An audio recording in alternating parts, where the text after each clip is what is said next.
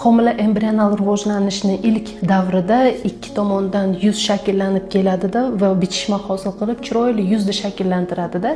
Ba'zi holatlarda genetika bo'lishi mumkin, kuchli infeksion kasallik bo'lishi mumkin, autoimmunniy kasalliklar, mikroelementlar yetishmovchiligi yoki genetikani nuqsonga uchraganligi sababli bu jarayon buziladi va embrion homilada quyonlab bo'ritanglak holati yuzaga keladi. Bunaqa paytda yechim bor haqiqatan ham. Bunaqa paytda homila tug'iladi va ma'lum bir perioddan keyin rekonstruktivniy operatsiyalar qilinadi yoki ba'zi holatlarda jarohat og'ir holatda bo'layotgan bo'lsa, erta muddatlarda homila rivojlanishi to'xtatilishi mumkin bo'ladi.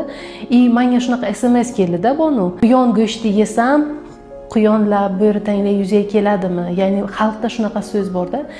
Men shunaqa asosli bo'lsa ham SMSda yozilgandan keyin o'ylab qoldimda, nahotki ayol kishi qanaqangidir dorilarni so'roqsiz ichayotgan paytda yoki atrofidagilari infeksion kasallik bo'lib, uni infeksion kasallikka yuqtirishlari yoki bo'lmasa uni ichayotgan, yeyotgan ovqatida qanaqangidir kimyoviy birikma bormi yo'qmi deb o'ylamasliklari, uni ish jarayonida qanaqangidir kimyoviy narsalarga ta'siri borligi yoki bo'lmasa qarindosh nikohlik holati bo'lishi mumkin yoki bo'lmasa avlodida qanaqangidir genetik nuqson uchraganda quyonlar ajdodida. Bu narsa o'rganib chiqilmasdan shunchaki nikoh qilingan holatlari o'rganib chiqilmasdan shuncha narsa tashlab ketilyapti-da. Quyon go'shti yeyish savol berilyapti-da. Shunaqa paytda aytkim keldi-da, bu narsa haqida video qilish kerak.